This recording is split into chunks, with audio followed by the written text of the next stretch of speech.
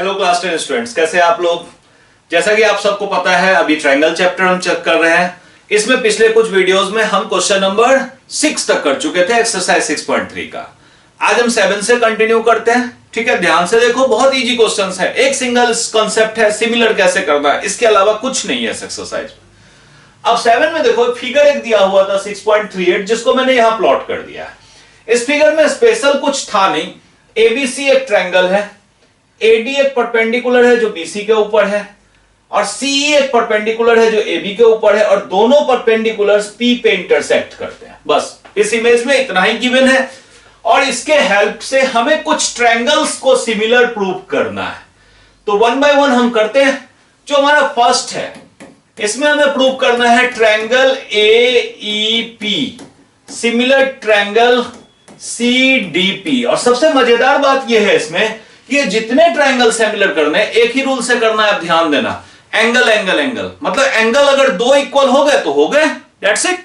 तो अब देखो एईपी कहां पे है, एईपी ये वाला एईपी, ठीक है, और सीडीपी ध्यान दो, एईपी और सीडीपी बड़ा ही क्लियर है कि एंगल एईपी ये तो 90 डिग्री है, एंगल एईपी इक्वल्स सीडीपी ये भी 90 डिग्री है परपेंडिकुलर के कारण। एंगल सीडीपी ये कितना है, 90 डिग्री, ये इक्वल हो गया। अब देखो ये वाला जो एंगल है और ये वाला एंगल, ये दोनों तो वर्टिकल एंगल है ना, ये भी इक्वल होगा।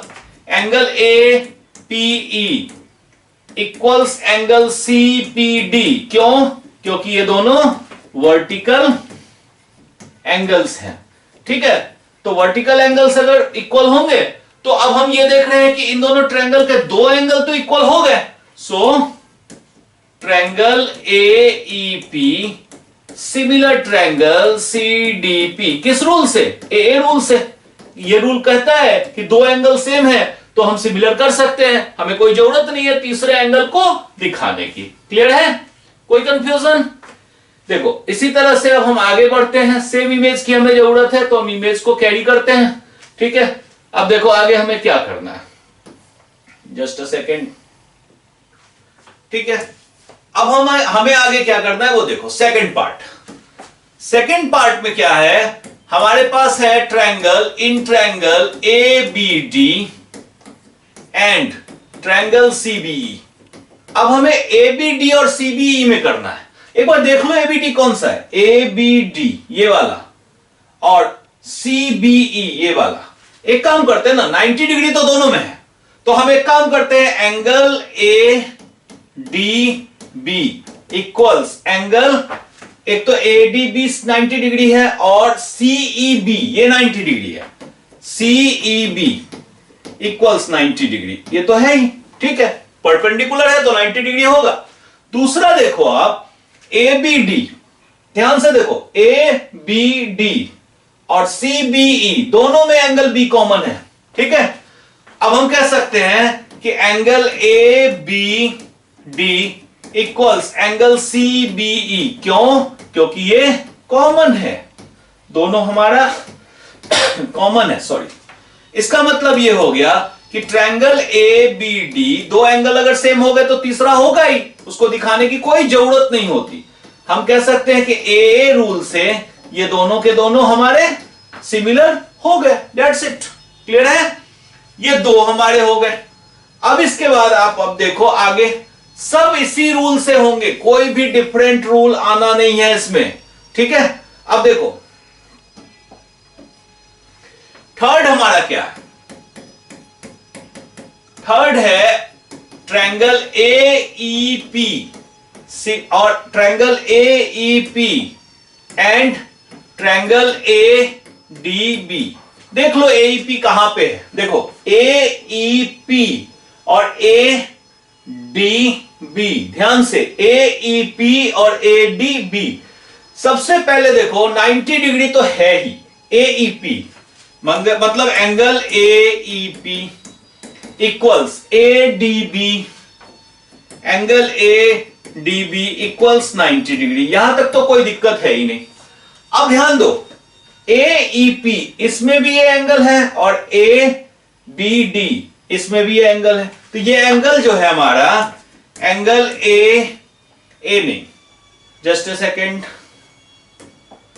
देखो इसमें जो है एंगल हम यहां ले लेते हैं पी ए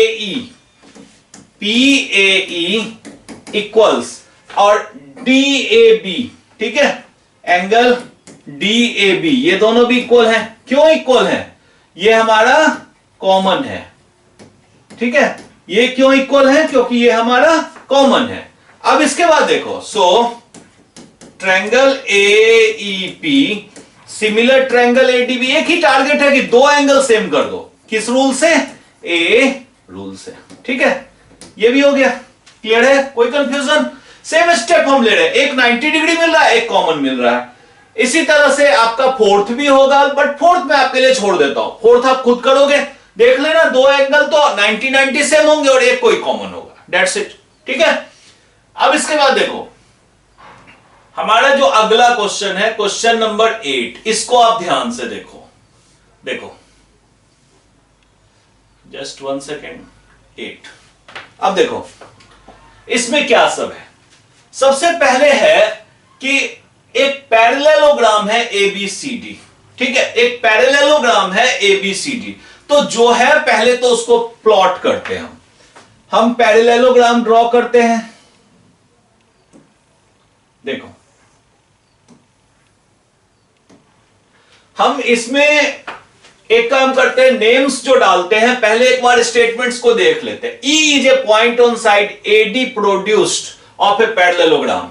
तो हम कोशिश करते हैं ऐसे नेम लो, ABCD, और इसको आगे प्रोड्यूस किया गया, आगे इनको बढ़ाया गया, और कहते हैं कि E जो है इनके ऊपर एक पॉइंट है। देख लेते हैं कि E के लिए और कोई फीचर गिवन है। And BE intersect CD at F। चलो ऐसा कुछ नहीं दे रखा है तो मैं यहां पे कहीं पे E ले लेता हूं। अब ये कहते हैं कि BE intersect CD at F, BE intersect CD ये रहा और BE ये रहा, ठीक है, ये इंटरसेक्ट करते हैं F पे, ठीक है। अब इसके बाद ये कह रहे हैं कि सो डैट, तो हम इसमें ज्यादा कुछ जरूरत नहीं लिखने की, हम सिर्फ टू प्रूव लिखते हैं। To prove triangle ABE similar triangle CFB। सबसे पहले हम ये कहते हैं कि देख लिया करो कि ये ABE कहां है और CFB कहां है। देखो ABE और CFB, ABE और CFB, ये वाला जो आपका एक स्मॉल सा ट्रायंगल है, ये है एक, और एक ये वाला, ये फुल लार्ज जो ट्रायंगल है। अब देखो, अब इसमें एक प्लानिंग कर लो कि हम इसको कैसे करेंगे प्रूव। सबसे पहली चीज कि जब भी प्रूव करना है तो दो एंगल अगर सेम हो गए तो हमारा काम हो गया, ठीक है। हम एक चीज तो देख रहे हैं, ये एंगल और ये एंगल इक्वल है। क्यों? क्योंकि ये पैरेललोग्राम के अपोजिट एंगल्स हैं। पैरेललोग्राम के अपोजिट एंगल्स जो होते हैं वो इक्वल होते हैं। तो एक काम करते हैं, in triangle ABE and triangle CFB। अब देखो एंगल BAE, मैं इस एंगल की बात कर रहा हूं, BAE, ठीक है, इक्वल्स एंगल, अब हम लिखते हैं BCF, ठीक है, BCF। अब क्या रीजन है? अपोजिट एंगल्स ऑफ पैरेललोग्राम, ठीक है, ये अपोजिट एंगल्स ऑफ पैरेललोग्राम है इसलिए इक्वल है। अब एक चीज देखो, ये AE जो है और BC ये तो पैरेलल है ना। अब देखो as AE parallel to BC, ये तो गिवन है, पैरेललोग्राम है तो अपोजिट साइड्स पैरेलल होंगे। एंड BE इज ट्रांसवर्सल, ठीक है, ये तो यही है ना, ये पैरेलल इसके और ये ट्रांसवर्सल है, इसका मतलब ये एंगल और ये एंगल इक्वल होगा, alternative angles. So angle FBC, मैं कह रहा हूं ये FBC इक्वल्स एंगल BEA। क्यों? ये है अल्टरनेटिव एंगल्स। ठीक है, अब हम दोनों ट्रायंगल में देख लिया हमने कि दो एंगल्स हमारे इक्वल हो गए। अब जब दो एंगल्स इक्वल हो गए तो हम कह सकते हैं so triangle ABE similar triangle CFB किस रूल से? AA रूल से। यही हमें प्रूव करना था। प्रूव। ठीक है, क्लियर है? सिंपल करके आप आगे बढ़ोगे तो कभी मुश्किल नहीं होगी ज्योमेट्री में। किसी भी चीज को मुश्किल मत बनाओ, अपने इमेज की कॉम्प्लिकेसी को मत देखो। आप ये देखो कि किस पार्ट को प्रूव करना है, प्रूव कैसे होता है, उन पार्ट को बस कंपेयर करो, बाकी कहीं भी दिमाग मत ले जाओ। हो सकता है इमेज में और भी बहुत कुछ गिवन था, इसमें यह भी गिवन था कि ये इसके पैरेलल है, हमें जरूरत नहीं है तो हमें क्या मतलब है, कोई भी पैरेलल है तो है। ठीक है, क्लियर?